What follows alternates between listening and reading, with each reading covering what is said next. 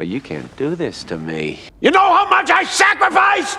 What's up, everybody? Welcome back to Life So Crazy. It's the Vongola Boss here. The dust has finally settled on Marvel's Spider-Man 2 as Insomniac recently announced a PC port of the game, a few days short of the game's 1-year anniversary. And Insomniac finally gave fans yearning for DLC their 13th reason after announcing they had no additional story content planned for the game. It is time for you to rest. Oh, and take the clickbait DLC videos with you too. I've seen enough of those. Can't say I'm surprised. After New Game Plus released with no mention of a roadmap, I knew it was over with. I was one, like many, greatly dissatisfied with Spider-Man 2.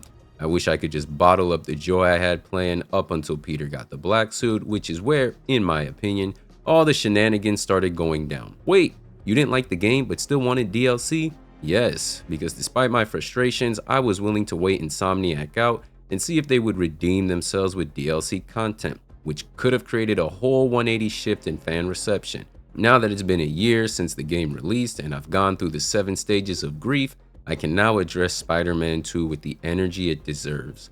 Unadulterated apathy, which is why the announcement of no DLC was so cathartic for me. Like, damn, this game truly was a 2-pack of ass. Okay, to be fair, if you take the game by itself, even factoring its issues and shortcomings compared to most games on the market, then yes, you can objectively say Spider-Man 2 is a good game. Great graphics, fun gameplay, and that's about all the good things I can say. But because this is the third crack at a Spider-Man game for Insomniac and the expectations were so high, only for this to be the end result is why many consider it an utter disappointment. Defend Insomniac however you like, with them being rushed by Sony, the pressure to hit deadlines for the Marvel contract, the multiple projects and the hack in December. Those setbacks don't give them a pass for what they decided to put in the final game. In fact, it makes it even worse that you had all these constraints and setbacks. Higher ups at the studio were like, let's put our best foot forward, and that's what they decided on? For shame. Look, I've moved on from Spider-Man 2. I've been enjoying gaming. This has been a great month for that, which is another video I've been meaning to make. But it's actually insane to me now that it's all said and done that what we got in Spider-Man 2 is all we're gonna get. This was a game that needed DLC. Compare it to God of War Ragnarok, which really didn't need it but got it anyway. If you managed to get the platinum in Ragnarok, you aren't going to be left feeling like you needed more.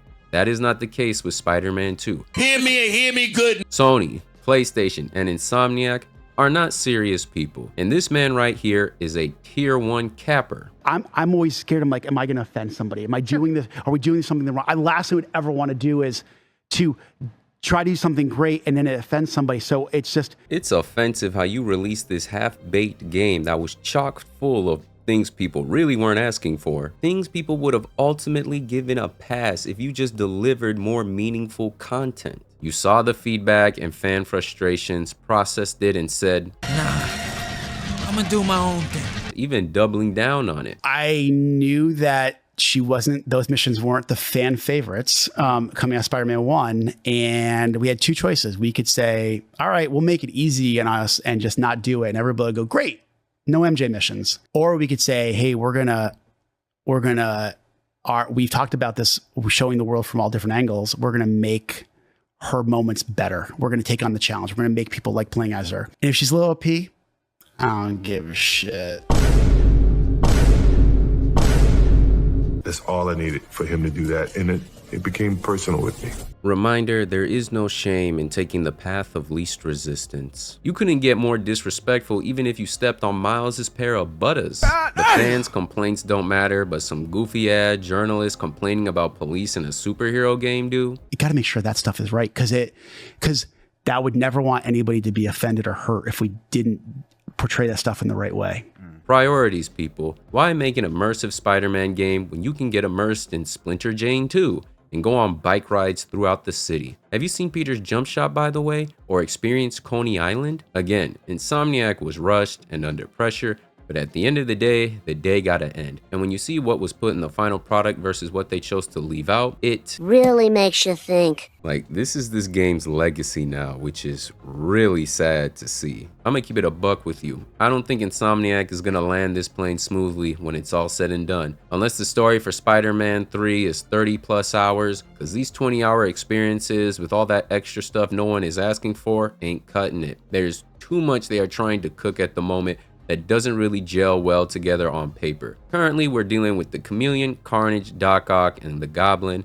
And if I'm missing a few more, let me know. They hinted towards Silk, another potential Spider character that will need her own character arc and tie to the story. And we already saw how great of a job they did with Miles despite giving him his own standalone game. They couldn't even make 2 Spider-Men work in Spider-Man 2. You think they're about to do better with 3 and 1? With Wolverine in development and a potential Venom game to boot, I can't say I'm surprised Insomniac is just wiping their hands clean and moving on from Spider-Man 2. What should have been the Arkham City in the franchise has become, in my opinion, the low light in the series. Cliffhangers and cut content galore that even if it does get reheated and implemented in the future, probably wouldn't have the same impact. I'm tired of talking about Spider-Man 2. Let it rest and let the modders pick up the pieces, because that's about the only good thing to look forward to. I can already see the controversy that will come when it releases. Anyway, let me take this moment to say this to Insomniac. You took my one chance at happiness